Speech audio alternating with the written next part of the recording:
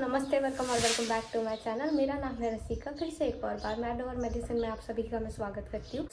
आपने थंबनेल में देख ही लिया होगा कि ये वीडियो में काफ़ी सारे टॉपिक कवर होने वाले हैं, तो सबका मैं आपको ओवरव्यू दूंगी, तो आपको आइडिया लग जाएगा कि फर्स्ट ईयर में क्या क्या चीज़ें इसेंशियल होगी, क्या क्या चीज़ें आपके साथ हो सकती है, क्या क्या चीज़ें नहीं होगी। तो चलिए चलते वीडियो की ओर बढ़ते हैं। So let's get started. तो पहला कि हमारे फर्स्ट ईयर में सब्जेक्ट कौन कौन से होंगे।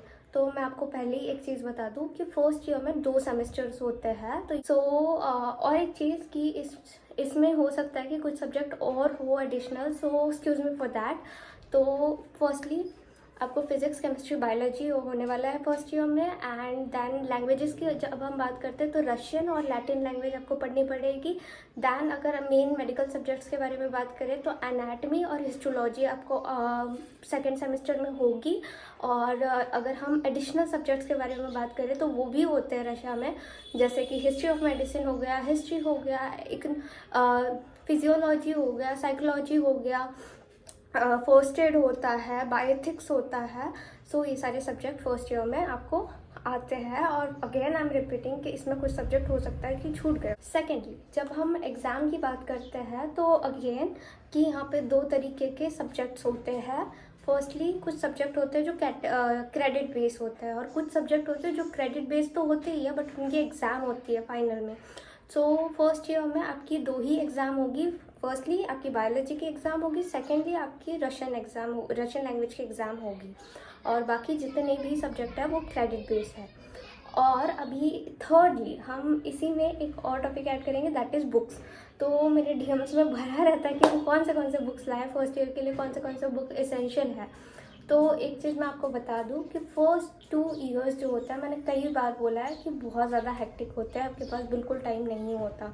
तो ऑफकोर्स ये रशिया है और रशिया में उसका कैरिकुलम भी होगा और वो अपने हिसाब से पढ़ाएंगे, तो उनकी ही बुक आपकी काम आने वाली है। वेदर वो आपके कंट्रोल्स हो जो वीकली होते हैं, या बिग कंट्रोल्स हो जो 15 to 30 डेज़ के मतलब 1 मंथ के बीच में होते हैं, या आपकी एग्जामिनेशन हो, वो अपनी ही बुक से रेफरेंस लेंगे। तो बेसिकली आप उनकी बुक फॉलो कर सकते हो फर्स्ट 2 ईयर में, तो आपको कोई बुक लाने की ज़रूरत नहीं है। बट स्टिल अगर किसी को एडिशनली उसमें डीपली, बहुत ज़्यादा डीपली पढ़ना है तो आप बुक्स ला सकते हो, अपने चॉइस की कोई भी बुक ला सकते हो। लाइक एनाटमी, हिस्टोलॉजी के लिए आप कोई भी बुक जो भी आपको प्रेफर करनी है वो ला सकते हो। बट अगेन कि लाइब्रेरी में आपको सारी बुक्स मिल जाएगी, सारे सब्जेक्ट के जितने भी सब्जेक्ट मैंने आपको बताया, सारे सब्जेक्ट की लाइब्रेरी में आपको बुक मिल जाएगी, बस आपको अटेंटिव रहना पड़ेगा। फोर्थली अब हम रेसिज्म के बारे में बात करेंगे। तो बहुत स्टूडेंट को ये डाउट होता है कि रशिया में रेसिज्म होती है या नहीं होती। तो देखिए, रेसिज्म हम उसको नहीं बोल सकते कि जो एल्डरली पीपल है, कभी कभी क्या होता है कि आप बहुत ज़ोर ज़ोर से बातें कर रहे होते हो, या हो सकता है कि आपका जो डेसिबल है वो एक लेवल अप है उनके लिए, उनको बियर करने के लिए, तो वो चिल्ला देते हैं कि don't speak this much louder वगैरह।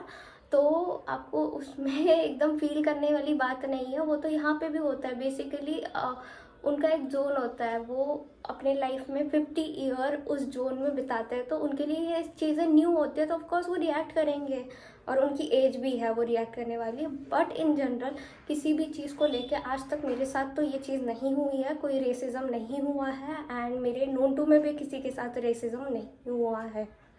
इवन टीचर्स की बात की जाए तो वो भी आपके साथ बहुत स्वीट होते हैं, और बहुत से एल्डरली पीपल भी होते हैं, या नॉर्मल जो हमारे एज के लोग होते हैं, या कुछ भी होता है, तो वो हमारे साथ बहुत ज़्यादा फ्रेंडली होता है, तो वहाँ पे रेसिज्म नहीं आता है।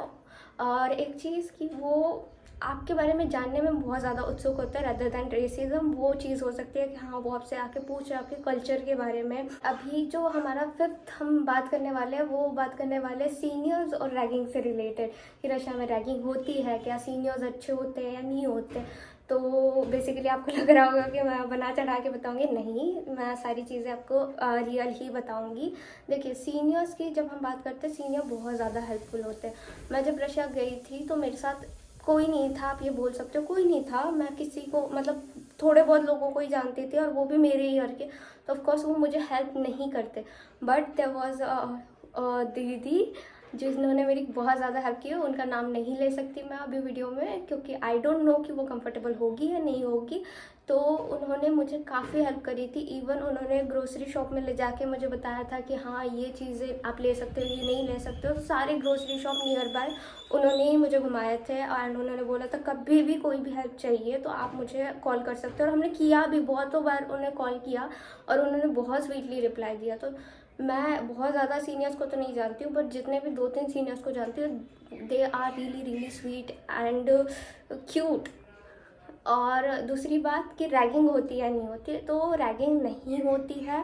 मैंने पिछले वीडियो में भी बोला था कि रशिया के रूल्स और रेगुलेशन बहुत ज़्यादा स्ट्रिक्ट है, तो वो सबके लिए अप्लाई होता है। ऐसा नहीं है कि आपके सीनियर है तो उनकी ज़्यादा जान पहचान है तो वो आपके साथ कुछ भी कर ले, उनको अफेक्ट नहीं होगा।